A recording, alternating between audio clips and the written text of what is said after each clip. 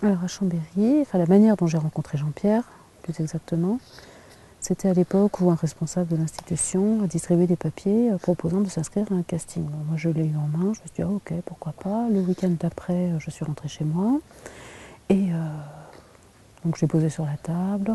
Je n'y ai pas pensé plus que ça. Et le week-end d'après, normalement, je devais rentrer chez moi et remplir le papier d'inscription et j'ai complètement oublié de le faire.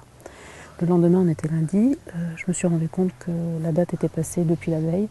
J'ai dit bon, bah tant pis, c'est pas grave, ça me donnera une leçon, tant pis, j'avais qu'à le faire. Donc je me suis dit bon, mes amis vont y aller, ça va leur faire plaisir. Et ce jour-là, j'étais à la cantine en train de manger, j'étais au self, et mes amis ont été au casting. Ils commençaient à revenir les uns après les autres, ah ça s'est super bien passé, le réalisateur il est super. Je dis ah d'accord, c'est bien, tant mieux, je suis contente pour vous, c'est super, c'est bien, super, c'est positif. Et une de mes amies a dit tiens, c'est lui le réalisateur. Alors j'ai regardé, c'était un monsieur qui était très grand. Je me disais ah d'accord, c'est lui Jean-Pierre Améris. Ok, il m'a dit oui, il s'appelle Jean-Pierre. Ok, d'accord, bon, je le connaissais pas. Il m'a regardé et il m'a dit mais t'es pas venu au casting? Je dis non. Mais pourquoi, comment ça se fait que tu ne sois pas venue? Je dis bah je me suis pas inscrite, c'est pour ça, donc je ne suis pas venue. Mais c'est pas grave, c'est pas important que tu ne sois pas inscrite. Tu viens à 1 heure? D'accord, je viens à 1 heure, il n'y a pas de souci, pas de problème. Ensuite, donc le temps a passé, à 1 heure de l'après-midi, je me suis retrouvée en face de Jean-Pierre. On a discuté, il m'a donné des informations sur le rôle de Marie, le fait qu'elle était née en France. Enfin, je lui ai posé aussi pas mal de questions, on a beaucoup échangé.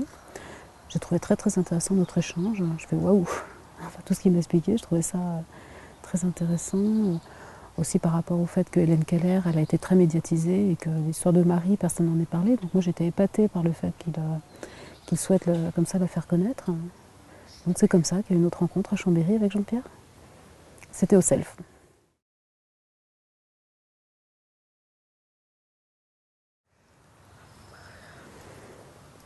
Alors, ce que j'aime dans Marie, c'est qu'elle est extrêmement naturelle. Elle découvre tout ce qui est autour d'elle, toutes les choses qu'elle apprend, les signes surtout. Surtout au début, elle est dans la confusion la plus totale par rapport à l'éducation qu'on lui donne, on la force. Donc elle est sur la défensive, elle a l'impression qu'on en a après elle, donc elle se défend, c'est normal, alors qu'en fait c'est pas du tout ça. Justement, au moment du signe du couteau, c'est là où elle comprend que, ah d'accord, c'est l'image, hein, que ce qu'elle coupe, bah voilà, les 2 doigts comme ça qui font le mouvement, c'est comme un couteau, et elle comprend, et pour elle c'est quelque chose de formidable. Et après, elle fait de plus en plus d'efforts, et elle avance, elle n'arrête pas d'apprendre, elle a envie d'apprendre des signes comme ça, de jamais s'arrêter, de continuer à apprendre des mots, des signes. Et ça, tout ça, c'est en lien avec la nature. Elle adore la nature, c'est-à-dire les fleurs, les animaux. Elle a envie d'apprendre tout ça, elle a envie d'apprendre à les nommer, tout ce qu'elle a autour d'elle et qu'elle aime autant. Donc c'est la nature, c'est une fille très nature. Aussi, aussi ce qu'elle aime, elle aime manger, elle aime la fraîcheur autour d'elle. Bon, c'est ça. Alors par exemple, bon, moi je suis dans la communauté sourde. Marie, elle, elle est sourde aveugle, c'est pas pareil, mais par exemple, si elle n'a pas d'informations, si on ne lui dit pas les choses directement, bah, elle se défend. Par exemple, elle est comme ça, hein. Marie, elle a besoin qu'on lui dise d'abord les choses, et puis après, elle accepte et elle fait. Donc c'est des choses auxquelles il faut faire attention par rapport au comportement. Donc je pense que nous, quand on est sourd et qu'on n'entend pas, c'est comme ça. On ne peut pas nous mettre dans une situation sans qu'on la comprenne, parce qu'on a peur, on n'a pas de protection. Donc ça, c'est une chose. Donc toutes les deux, on est sourds, là, Marie et moi. Sinon, pour le caractère, oui, en effet, je suis aussi curieuse qu'elle. Ça, c'est vrai, j'ai tout le temps envie de savoir. Je suis très motivée. On a besoin de savoir, on a besoin de faire notre petit parcours, on a besoin d'accéder à beaucoup de choses. Et puis bon, aussi l'échange culturel, hein, avec les entendants, avec les sourds. Ma Marie, j'ai l'impression qu'elle est pareille, elle est sourde, elle est aveugle. Et alors, elle a envie de poursuivre son parcours, hein, comme quelqu'un voilà, d'ordinaire. Hein. Donc elle découvre ce qu'il y a autour d'elle, dans le groupe de personnes avec qui elle est, les objets, les signes. Elle a très envie, elle est très tentée d'en savoir plus toujours.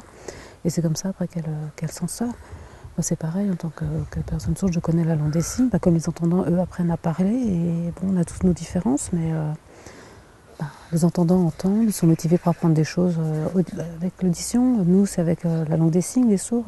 Marie, elle est sourde aveugle, donc elle apprend les objets avec les signes dans la main. Voilà, c'est ça. C'est, à chaque fois, elle a besoin aussi de concret, elle a besoin qu'on lui fasse toucher l'objet, et après qu'on lui donne le signe. Je trouve ça très intéressant. Mais après, on est tous pareils. Après, je pense qu'au final, on est tous motivés, on arrive tous à la même chose. Et moi, vraiment, je lui tire mon chapeau à Marie. Je lui tire mon chapeau de s'en être sortie aussi bien.